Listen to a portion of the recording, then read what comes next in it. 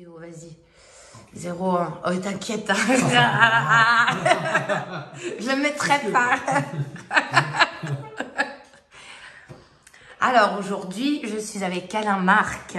Alain Marc, et c'est une grande chance de t'avoir là, de t'avoir avec nous. Bonjour. Merci, bonjour. Merci, une grande chance pour moi aussi de t'avoir, toi.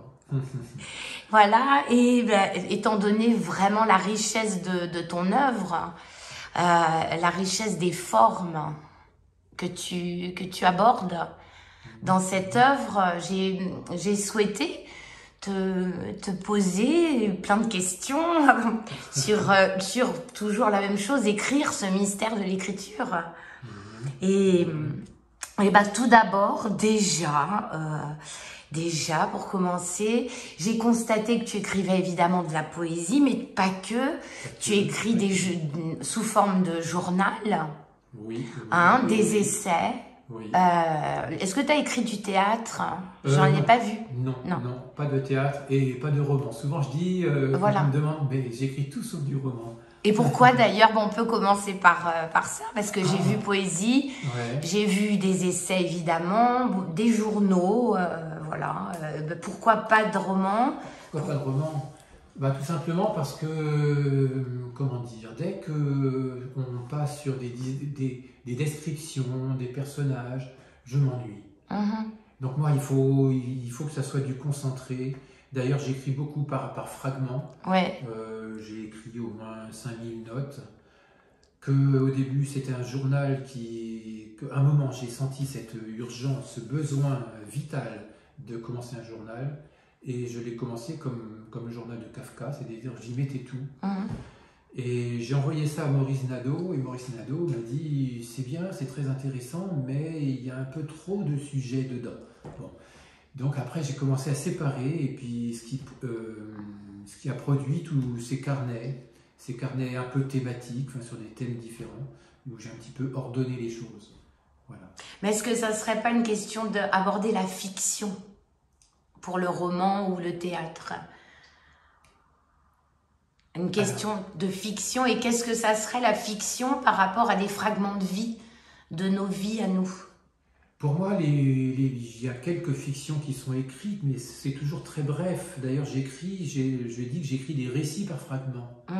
Ça, à un moment, ça m'a intéressé. Ça a été une découverte. Quand j'écrivais mon journal et que je commençais à le séparer, d'un seul coup, j'ai vu qu'il y avait différents fils, qu'il pouvait y avoir 2 ou 3 fils qui pouvaient s'entrecroiser, et ça formait un récit intéressant. Voilà.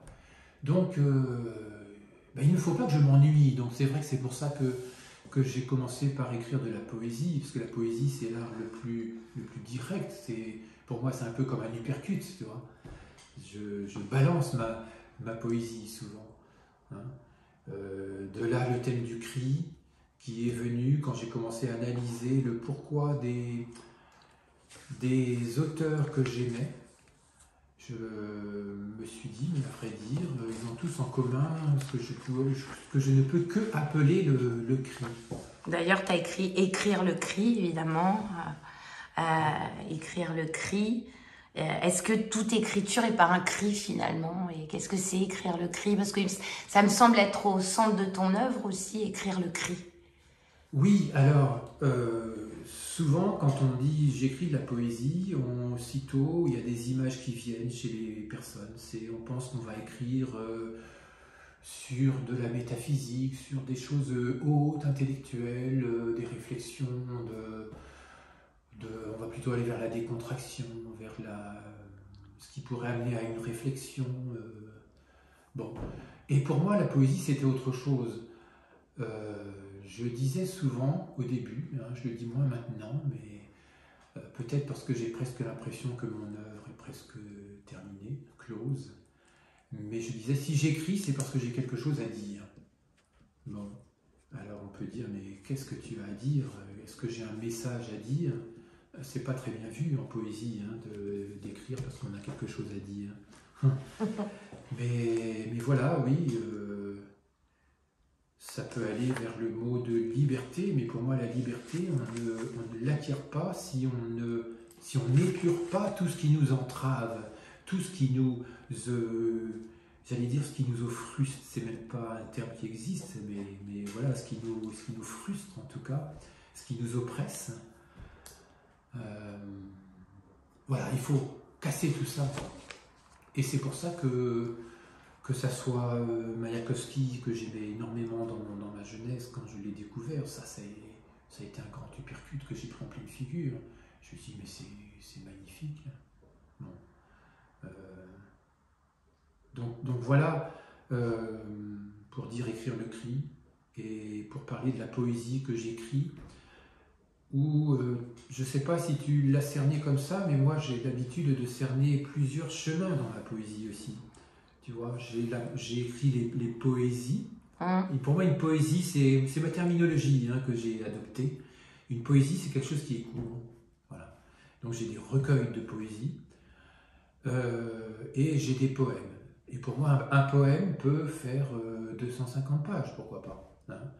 Ça, c'était aussi une de mes trouvailles, de commencer un poème qui a un début et une fin, qui passe par des climax, par des moments forts, des moments où ça retombe un petit peu, et où il y a une architecture.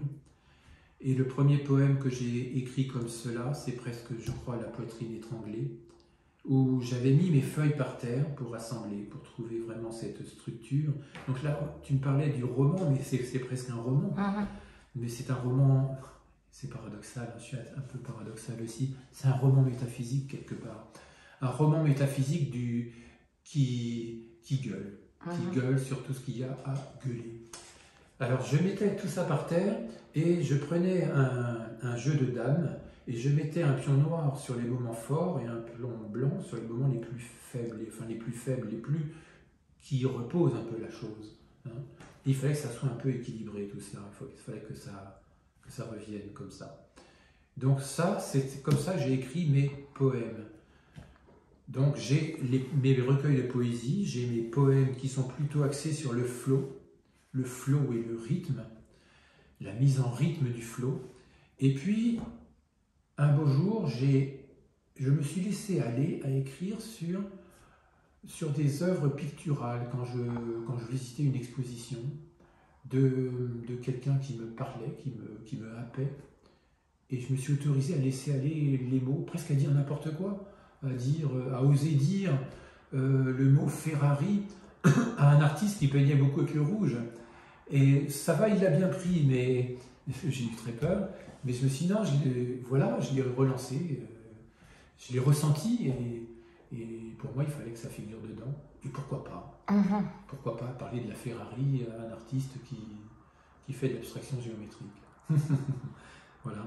Donc voilà, ça fait pour moi 3 voix, tu vois, la voix des poésies, la voix des poèmes, et la voix des regards que j'ai appelés, enfin des poèmes que j'ai appelés en regard sur, avec une virgule entre les deux.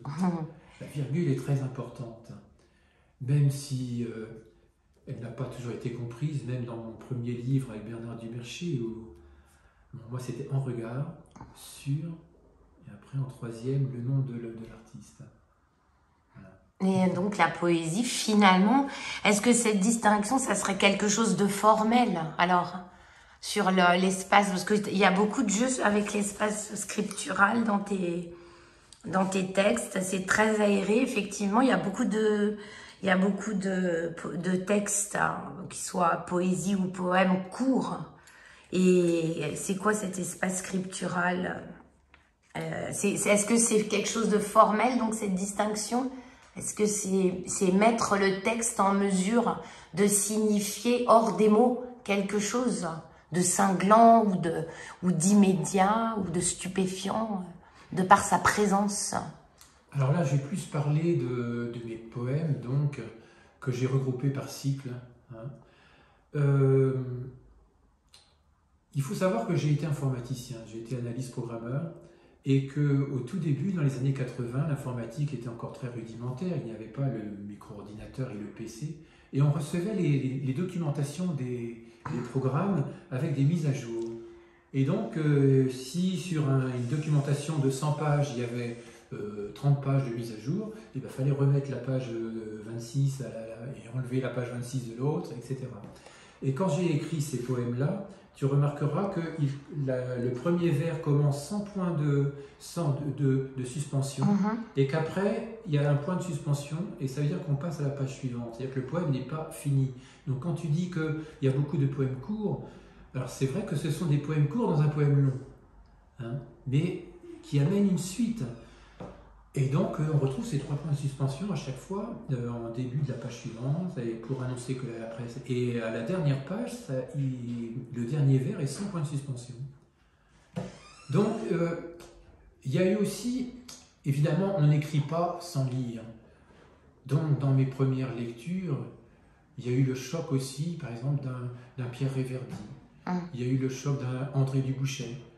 Il y a eu le choc de toute cette génération de poètes qui ont beaucoup utilisé l'espace de la page. Et donc pour moi, quand je parle du flow, j'ai aussi une poésie qui est très orale. Je vais dire beaucoup de choses en même temps peut-être, hein, mais on pourra décanter un peu. J'ai une poésie qui est très orale. Donc je parle du flow. Je parle du flow qui est mis en rythme. Il est mis en rythme par la page que l'on tourne. Quand tu tournes la page, il se passe une seconde ou deux. Et après, il y a la mise en rythme dans le corps de la page même. Quand tu mets un mot à gauche avec un blanc et un mot à droite, et ben, quand tu lis toi-même, instinctivement, il se passe quelque chose. Il se passe un blanc entre les deux, il se passe une pause. Et ça fait le rythme. L'espace crée le rythme. Donc, cette mise en page, je l'ai adoptée d'une manière assez instinctive, parce que ma poésie est orale, elle n'est que orale. Pour moi, je dis que c'est presque une partition de musique. Il y a ça, et après l'autre découpage fut, alors je ne peux plus du tout situer quand, mais à partir d'un certain moment, j'ai coupé les mots. J'ai coupé les mots, une syllabe. Alors là, il y a plusieurs buts à cela. Le but de ouvrir sur la sémantique de la racine du mot, hein, qu'on n'entend pas tout le temps. Être dans un aplomb, il y a le mot plomb, par exemple. Il y a le A privatif. Bon, arriver à mettre ton verbe et dire il est dans un A plomb.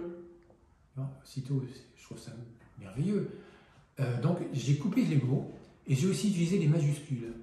Les majuscules, les minuscules, pour moi, une majuscule doit être prononcée plus fortement. Alors, parfois, j'ai mis des majuscules, j'ai même été dans un excès de majuscules, j'ai mis des majuscules au milieu du mot même. Dans le monde, je peux mettre le D en majuscule, si j'ai envie de le prendre, le monde, de accentuer sur cette consonne. Donc tout ça, c'est de la mise en rythme avec plusieurs techniques, avec l'espace du blanc, avec l'espace du mot coupé, avec l'espace des majuscules, et avec le fait qu'il se passe une seconde à un certain temps quand tu tournes la page. Dans un poème qui est long, qui peut être sur 250 pages. J'ai pas été au-dessus. Et la poésie, tu dis, est orale. Est-ce que toute poésie, écrite, ne serait pas de l'oral qui attend finalement? Est-ce que la poésie, c'est l'oralité? Est-ce qu'elle peut être... ou est-ce que tu penses que tu as déjà vu de la poésie qui soit faite que pour être lue? Je sais pas. C'est intéressant cette question de l'oralité. Ça touche à aussi une certaine façon de transmettre. Alors, il y a plusieurs choses. Je pense que, évidemment, quand on écrivait en alexandrin, c'est aussi oral, mais j'ai l'impression que c'était une oralité interne, dans son oreille interne, lorsqu'on lit dans un lit ou sur une chaise. Quand je parle d'oralité, c'est qu'on passe par la voix. Par la voix et par la posture du corps devant l'autre. Et j'ai l'impression, j'ai aussi le souvenir de mes premières écoutes de poètes qui étaient importants, de prendre ma petite voiture de la province et d'aller à Paris, d'aller à la Crypte de la Madeleine, d'aller à la BNF par exemple à l'époque, qui n'était pas où elle est actuellement. Et quand j'ai écouté ces poètes lire leurs textes, c'était dans les années 90, autour des années 90, j'ai eu un grand choc. Je me suis dit, mais qu'est-ce qu'on s'ennuie? Mais c'est pas possible. Je me dis, en plus, ils savent pas lire. C'est-à-dire que si le poète, quand tu lis son vers, il a écrit le monde à vif, c'est pas écrit le monde à vif, tatati, tatata. C'est écrit le monde à vif, tatati, tatata. Comment ça se fait qu'il lit le monde à vif, tatati, tatata? Je me dis, mais c'est dingue. Il est en train de faire de la prose avec son poème qu'il a passé du temps à mettre en rythme. Bon, donc ça a été un déclencheur. Et moi, c'est de cette oralité-là que je parle. C'est-à-dire que j'ai lu il n'y a pas longtemps à Montpellier devant Michael Gluck. Et il m'a fait une remarque et je me suis dit, tiens, il a bien observé. Il m'a dit, mais tu as bien respecté ta mise en page. Ça m'a un peu surpris parce que c'est vrai que quand je l'ai écouté juste avant et que j'avais sous les yeux son poème, ben, il ne s'arrêtait pas toujours aux pauses qu'il avait mises sur le papier. Bon, mais ça c'est pas facile. Tu parlais du théâtre et ça c'est important. Parce que moi j'ai fait un travail aussi avec des gens du monde théâtral pour travailler sur ma voix, parce qu'au début j'avais une voix qui était très fermée, j'étais très coincé de la glotte là, et j'essayais de crier et je n'y arrivais pas, hein, c'était horrible. Et donc il a fallu que j'apprenne à être dans mon corps, à faire varier ma voix, et donc la théâtralité, elle est dans le poème. Si je mets une majuscule, si je dis qu'il faut que ça se prononce plus fort, ben c'est théâtral. Quand tu fais une lecture devant quelqu'un, c'est forcément... Il y a une théâtralité du son, une théâtralité du vers, du mot, où tu insistes sur certaines choses, parce que quand tu l'as écrit, quand tu l'as mis en rythme, tu l'as senti comme ça. Donc pour moi, la théâtralité, elle est là.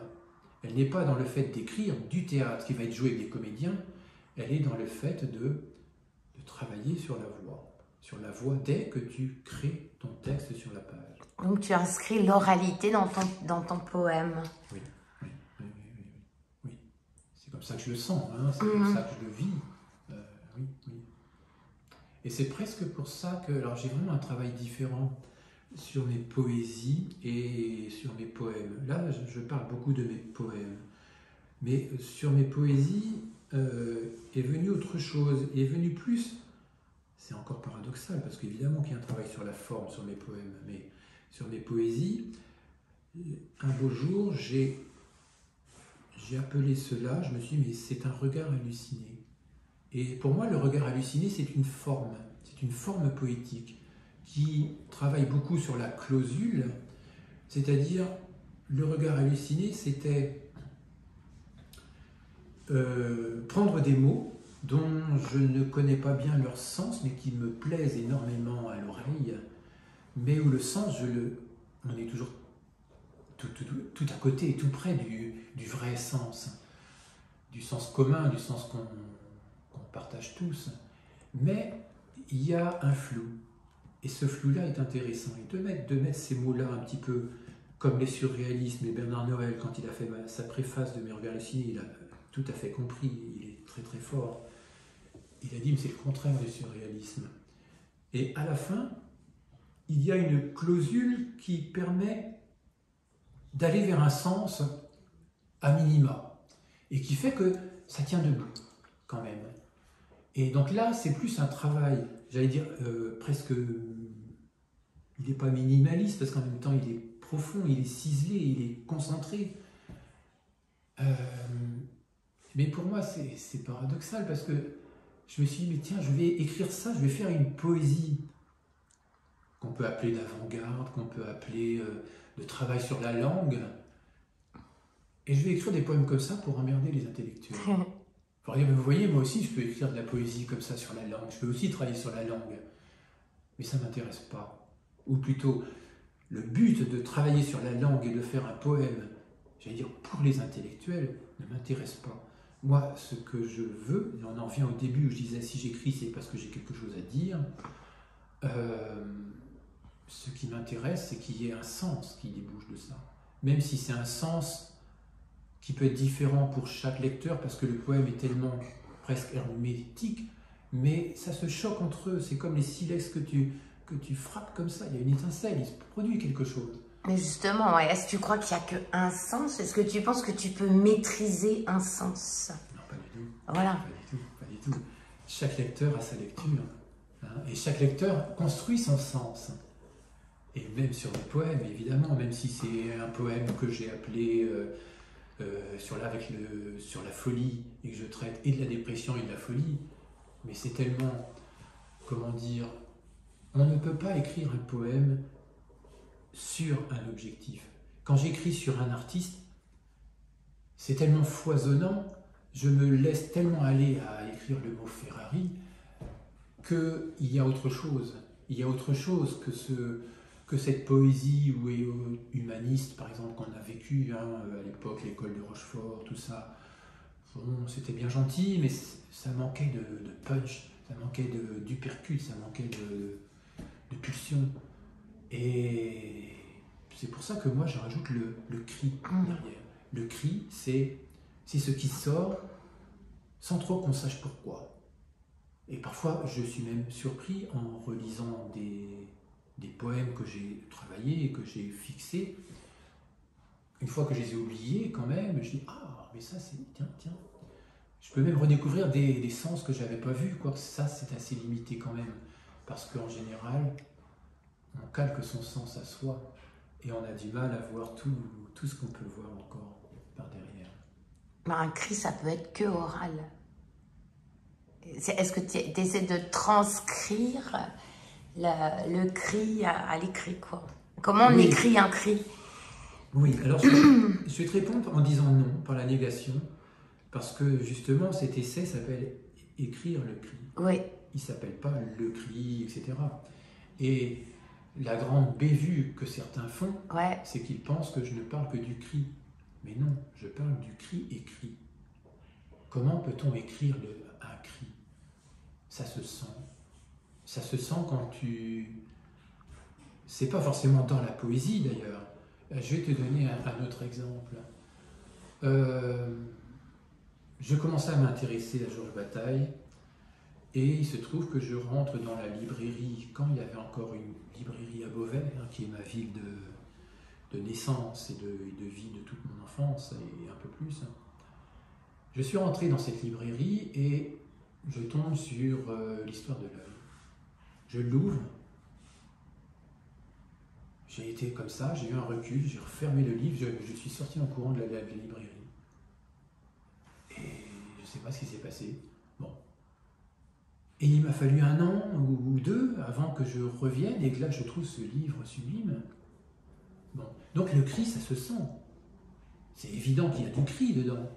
Mais ça peut être un cri qui n'est pas proféré par la voix, mais qui passe par tout ce qui heurte, tout ce qui est dit dedans, cette association de la pornographie et de Dieu.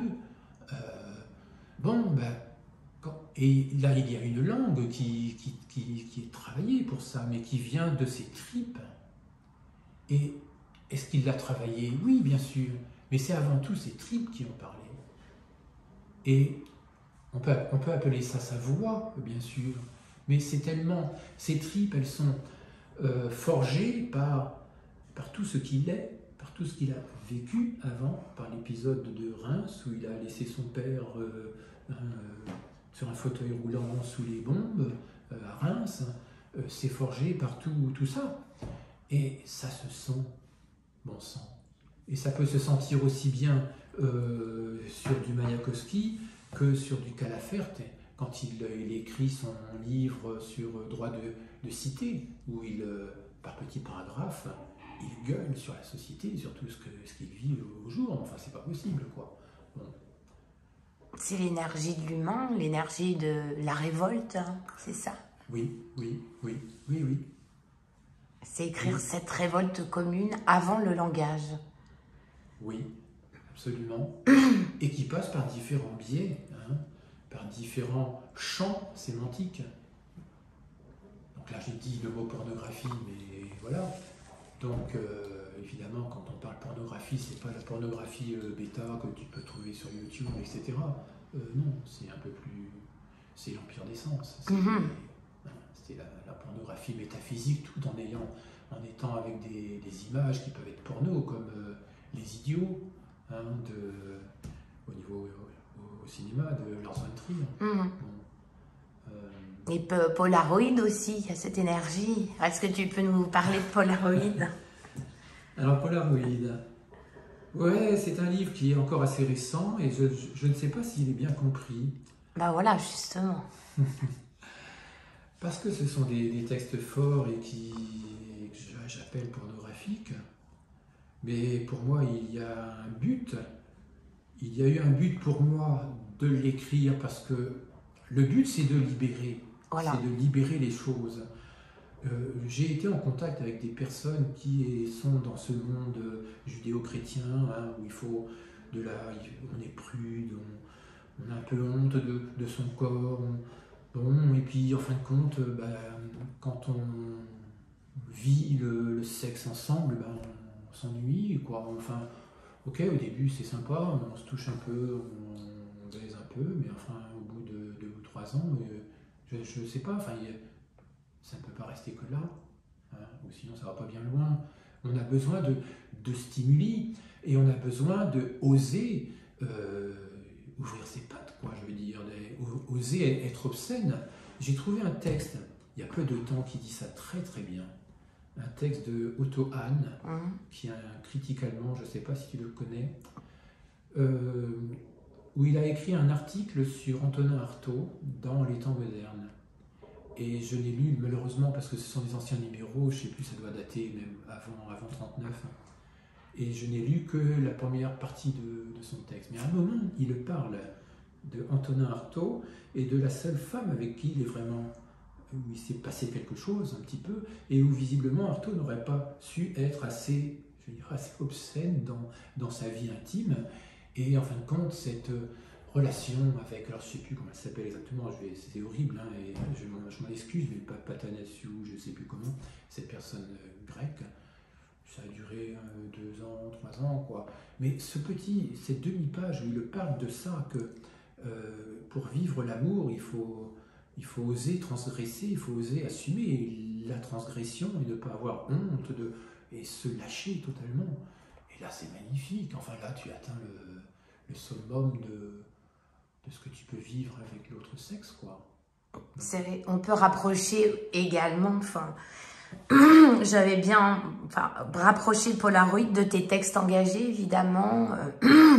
La souffrance du monde, où c'est un engagement aussi, c'est pour libérer. Et c'est quoi l'engagement finalement, alors, puisqu'on peut évoquer aussi la souffrance du monde, la vie, le monde. Tout ça, ce sont des textes. Est-ce que ça existe, l'engagement? Qu'est-ce que c'est? C'est écrire Oui, il faut arriver à être libre. À être libre en soi, être le mieux possible avec tout ce qu'on peut vivre, avec la guerre à côté, avec un gouvernement qui ne nous écoute plus, avec cette sensation d'être un peu livré à nous-mêmes et de rien diriger du tout sur cette société. Bon, comment dire, je suis heureux que tu fasses ce parallèle entre les Polaroïdes et ce texte qui s'appelle Sexe et pouvoir. Et donc là, Sexe et pouvoir, c'est autre chose, c'est montrer le parallèle qu'il y a entre la politique, qui est souvent obscène d'ailleurs. D'une obscénité pas la même que... Pas la même. C'est une pas bonne, quoi. Mais oui, absolument. Celle-ci, on pourrait s'en passer. Mais il faut appeler ça comme ça. Il y a un sociologue américain dans les années 45 qui a fait ce parallèle entre la psychanalyse et le fonctionnement de la société. Et en fin de compte, ce texte-là est beaucoup empreint de BDSM. Et le BDSM, c'est quoi? C'est je me soumets, tu es mon maître, tu peux faire de moi ce que tu veux. Mais après tout, qu'est-ce que fait la société? Elle fait de nous ce que l'on ne veut pas, mais ce qu'elle veut. Et quand tu fais ces parallèles-là, ce sont les mêmes mots pour des situations totalement différentes. Mais à vrai dire, c'est la même chose. Et donc, oui, il y a un parallèle. Il y a un parallèle. Alors là, d'un côté, c'est pour dénoncer ce pouvoir qui est terrible, enfin en même temps qui est très humain. Moi, j'en arrive à me dire, on parlait un petit peu tout à l'heure, avant, de l'horreur de l'humain, on espère qu'un jour il ne fera plus la guerre et tout, mais c'est un leurre, il fera toujours la guerre, l'humain. C'est en lui, il est comme ça, c'est sa limitation. Et le dénoncer par le poème qui heurte, qui gueule, mais qui marque les esprits, qui gueule en beauté, j'ai envie de dire. Parce que les mots ne sont pas innocents. Dans un mot, il y a quelque chose. Dans un mot, il y a tout un champ, tout un monde. Se servir du mot, est-ce que c'est pas s'approprier les outils dont le pouvoir se sert pour emprisonner l'humain, dès l'enfance d'ailleurs, et ensuite dans la vie d'adulte, le langage est manipulé. Est-ce que c'est pas libérer le langage, écrire justement? Oui, absolument.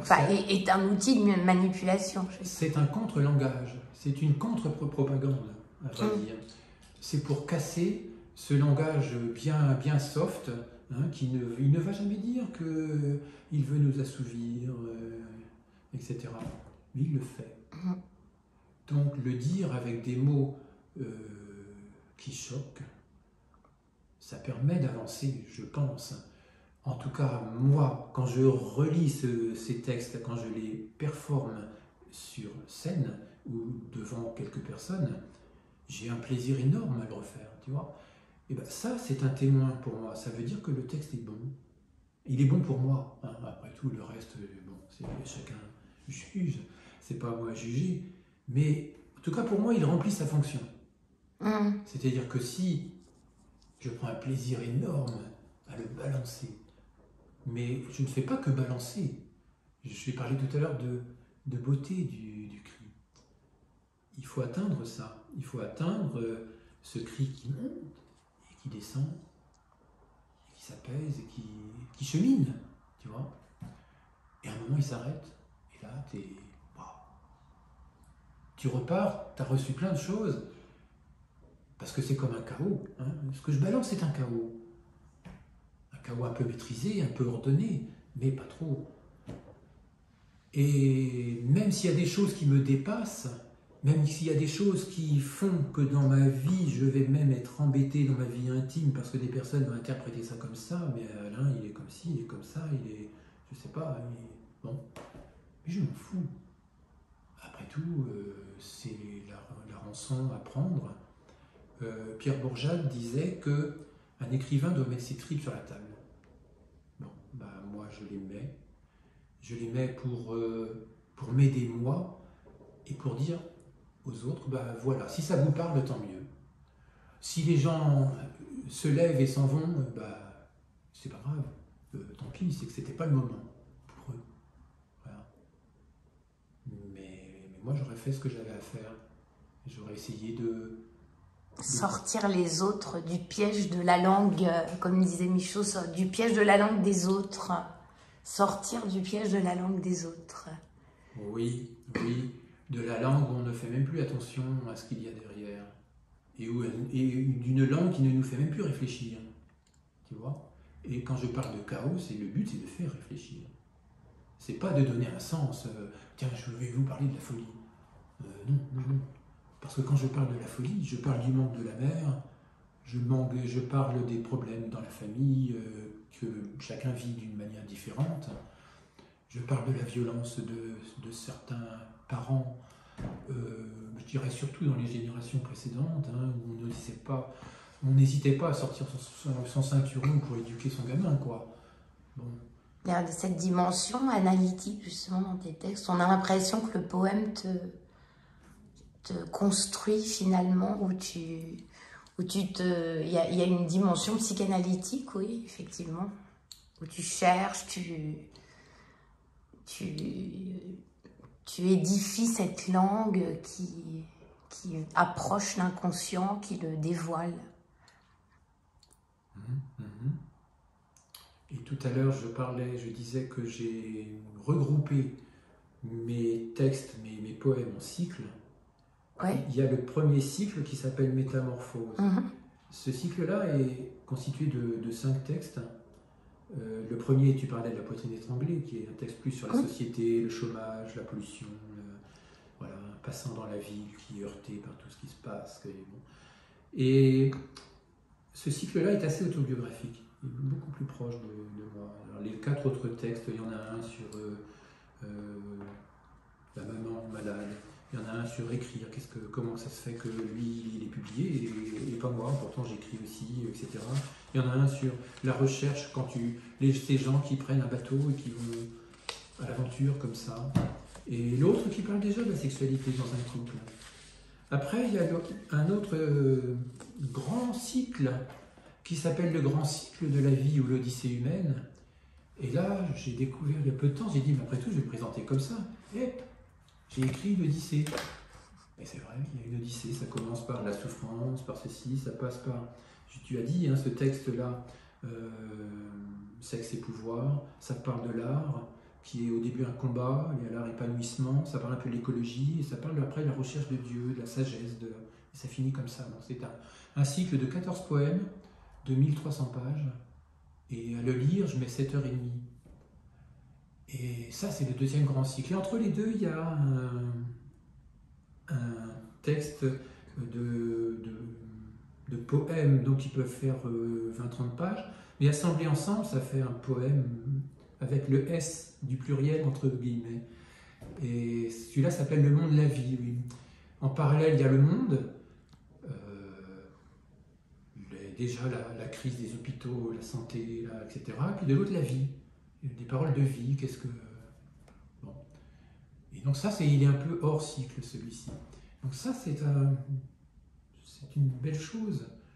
Ce cycle autobiographique, d'ailleurs, et puis après, le grand cycle de la vie, où j'en ai fait un peu comme un résumé, une synthèse, que j'ai travaillé avec un compositeur sonore. Et donc, on a abouti à ce CD avec Laurent Mazat, avec qui je travaille. On a fait aussi un spectacle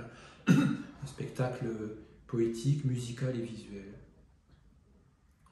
Donc voilà, j'ai oublié ta question. Mais... Moi aussi. Je me souviens de ma réponse. Non, je parlais de la dimension analytique. Et puis la part autobiographique dans ce qu'on écrit.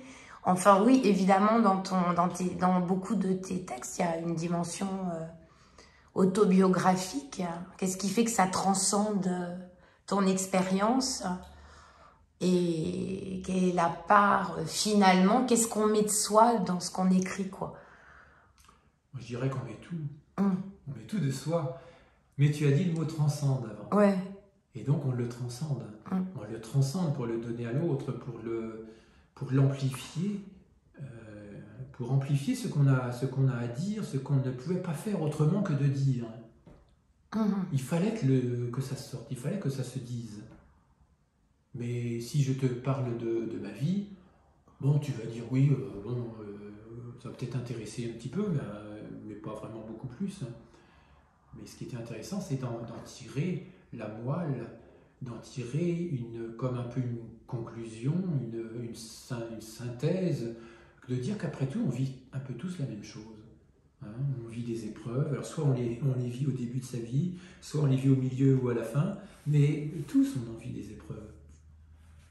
Et donc on vit un peu tous la même chose. Donc à partir du moment où on part de sa vie et on en fait quelque chose qui est déconnecté de sa vie, mais qui en garde toute la force et les forces, qui en garde les forces qui agissent pour que tu avances comme ça jusqu'au bout. L'artiste ou l'écrivain est un traducteur, alors un passeur de cette énergie qui nous appartient tous, à tous. C'est-à-dire, qu'est-ce qui fait que tu vis des choses et puis que tu arrives à l'écrire et puis que quand on te lit, on communie. On est dans la communion de l'expérience humaine. Oui, on est ensemble peut-être. Oui, c'est cet ensemble. ce partage.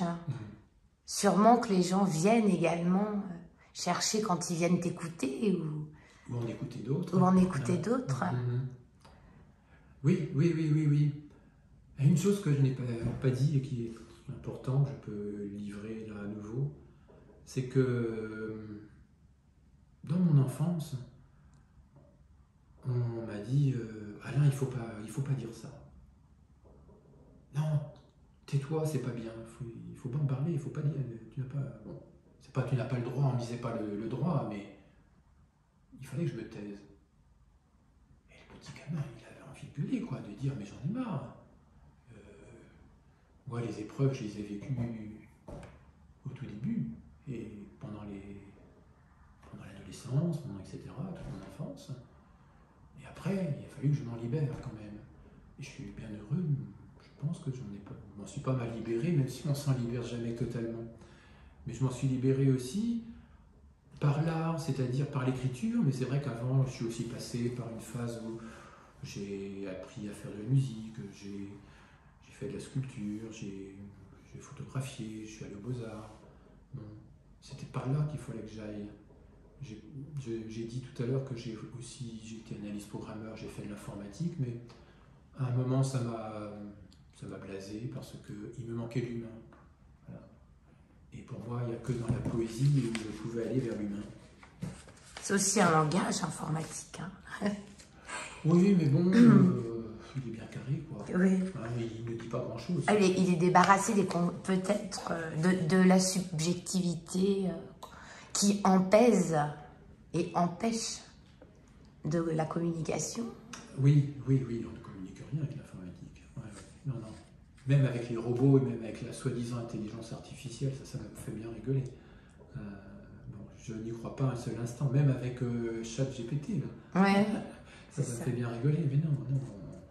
Jamais on ne remplacera l'humain. Et je viens de visionner une vidéo d'un scientifique qui en parle très bien, qui dit mais l'homme a une âme et ça, la machine n'aura jamais une âme. C'est quoi une âme? C'est notre énergie. Ah, ça c'est compliqué ça. Qualité. Je crois que je suis encore en recherche de ça. C'est ça. Qu'est-ce que l'âme? Et c'est peut-être aussi pourquoi tu as écrit des chroniques et des essais pour essayer de t'ancrer peut-être dans une périodicité de ton existence, mais en même temps témoigner, en même temps... Et puis peut-être avec tout ce qui s'est passé ces 2-3 dernières années, qui est extrêmement... Enfin, je suppose que tu partages mon avis de dire que c'est un tournant décisif. Un grand choc. Un grand choc, hein, oui. La forme de la chronique, la forme du journal, est-ce que ça peut permettre de restituer le choc, de restituer la gravité, de témoigner? Est-ce que c'est pour... Oui, alors si tu parles de ça, moi c'est vrai que depuis mars 2020, ça a été un grand choc de constater ce qu'est la société d'aujourd'hui, ce qu'elle nous fait subir. Je dis mais c'est pas possible.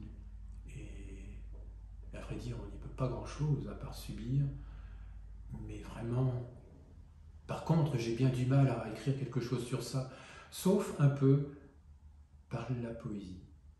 J'ai écrit quelques poèmes où, là, oui, quand je le sors, celui-là, bon, parce que je dois encore dire que, à cause de ces connards de gouvernants, je viens de perdre un ami très cher qui s'est fait vacciner, qui vient de mourir 6 mois après. Bon, c'est inadmissible. Et cette censure est inadmissible. Ça commence à sortir un petit peu quand même. Un petit peu. Un petit peu. Un petit peu. Mais comment dire, tu parlais de la chronique des essais. Alors c'est intéressant aussi parce qu'on a parlé du cri, de l'écriture du cri, mais il y a autre chose qui m'a turlupiné, hein, ou tarabusté, comme dirait Yves Charnet. C'est que pour moi, la poésie, il faut qu'elle touche un public. Alors évidemment qu'on n'écrit pas pour le public, on écrit pour soi, parce qu'on a quelque chose à dire, et voilà, que ça nous fait c'est comme ça qu'on doit le sortir. Et que est venu pour moi, je me suis dit, mais il faut que la poésie soit publique. Bordel. Bon, Pourquoi je dis ce mot grossier? Parce que quand j'ai commencé dans les années 90, j'entendais beaucoup le discours « Oh ben moi je fais ma poésie, puis s'il n'y a personne, c'est pas grave. » Je me suis dit « Mais enfin quand même, normalement si t'écris c'est pour que quelqu'un le lise ou que l'entende quoi. » Et il faut quand même essayer que la poésie soit présente le plus possible. Alors c'est vrai que j'ai écrit cet essai qui s'appelle « Chronique pour une poésie publique ». Ça a été une de mes grandes réflexions qui est maintenant aussi terminée. Parce que bon, il se trouve que je m'aperçois que la société est la société et qu'on fait beaucoup d'efforts, mais si la société verrouille tout, elle verrouille tout. Bon, et que c'est très difficile d'aller contre. Surtout aujourd'hui où le médiatique prend tout, monopolise tout, avec son pouvoir SM. Exactement. Bon. C'est bien de cela dont il s'agit.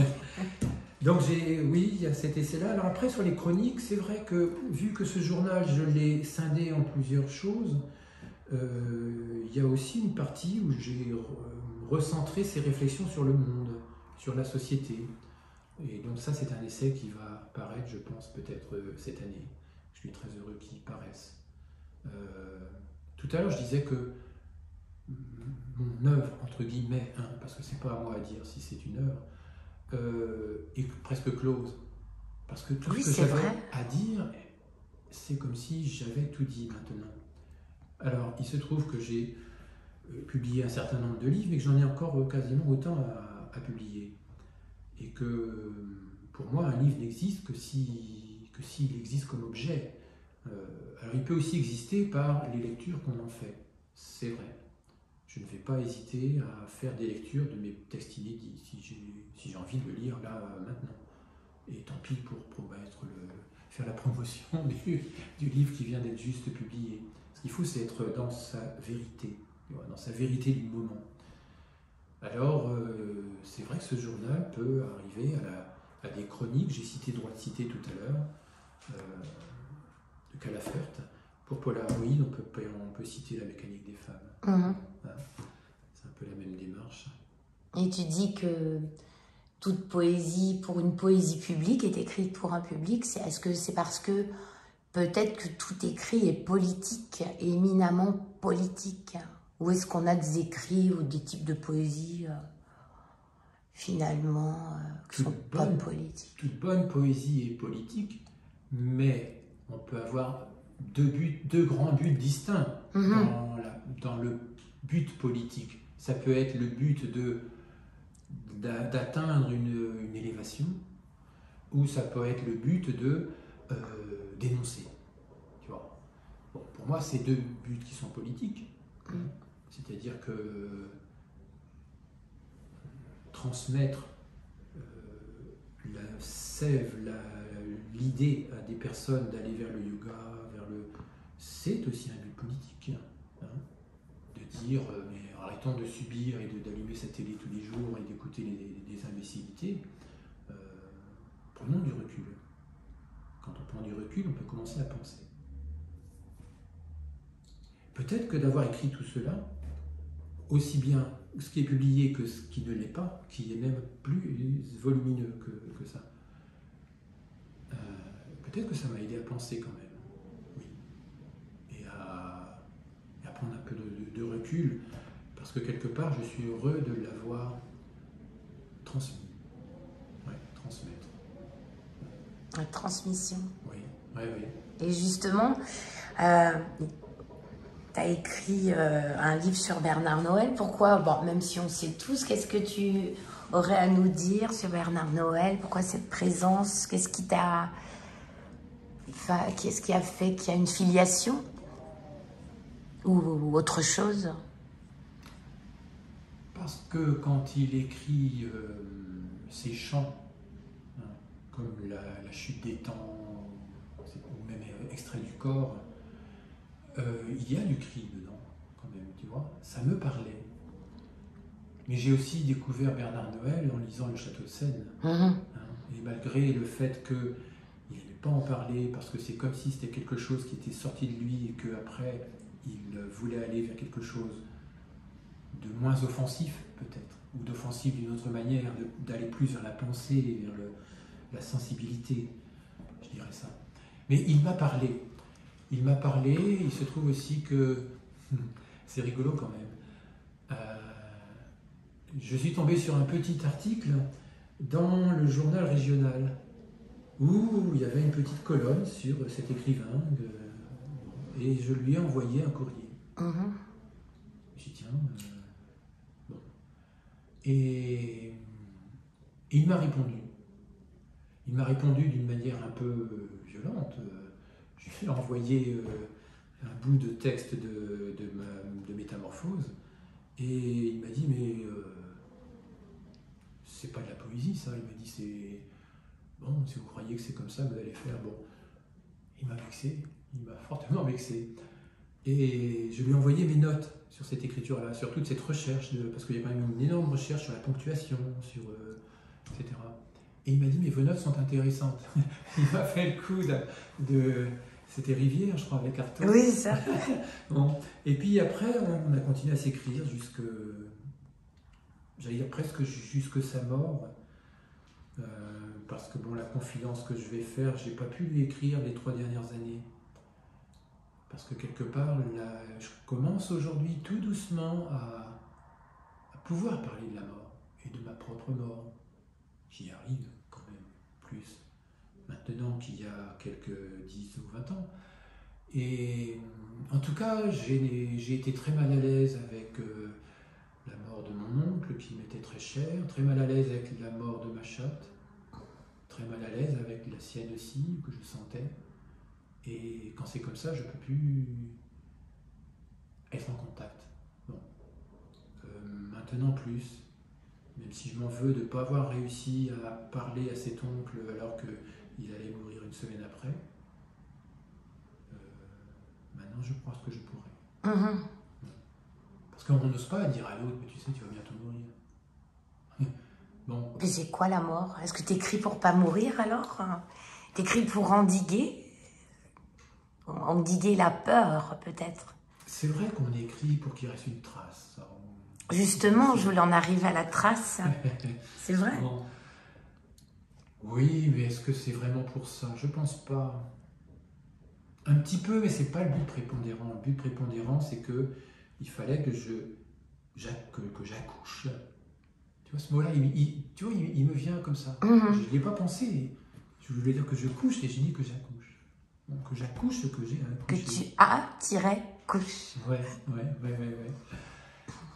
Et il fallait que j'accouche ces textes-là parce que je ne pouvais pas garder ça pour moi.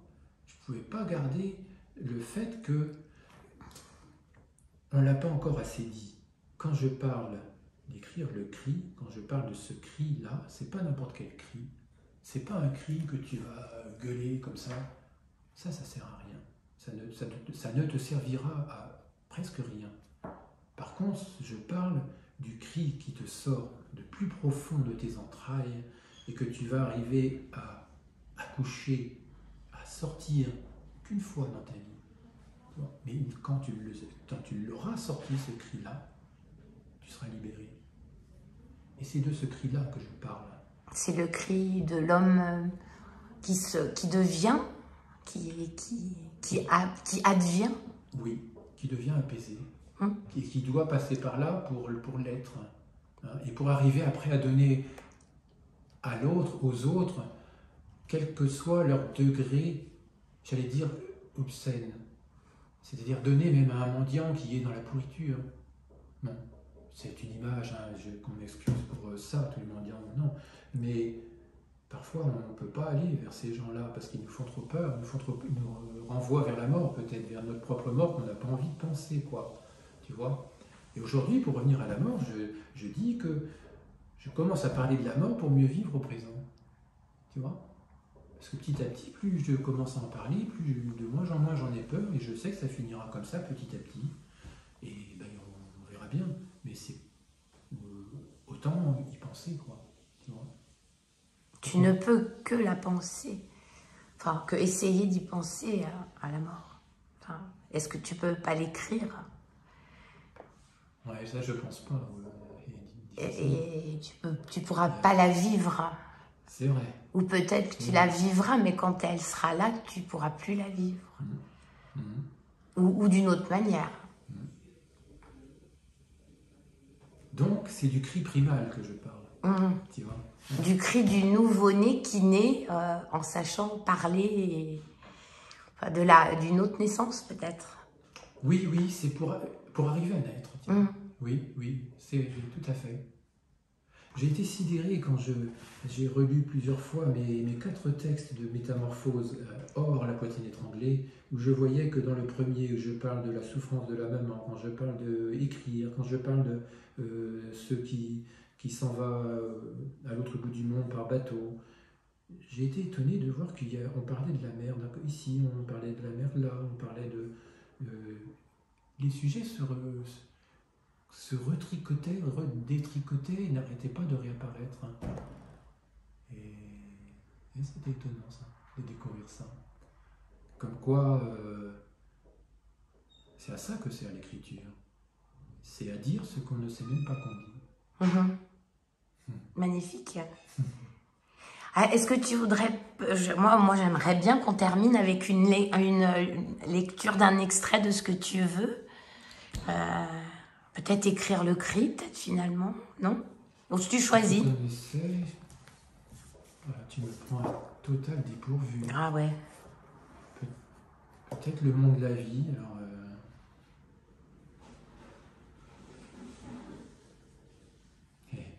bon, on verra. Nous sommes tous aujourd'hui devenus des sans-grades de la vie professionnelle. Dans ce monde où avoir un travail est une chance et en trouver de jour en jour toujours plus une performance, désœuvrement du travail, vivre la fausse réalité de la vie, aucune information de la direction, langue de bois à l'heure des grands discours bien pensants sur les techniques de communication. Ils sont là, groupés, devant l'usine, les traits tirés d'angoisse. Il fait froid. Une banderole parle des licenciements à venir. Ils sont peu nombreux. N'y aurait-il que les futurs licenciés? J'aurais aimé trouver un texte qui parle de la vie.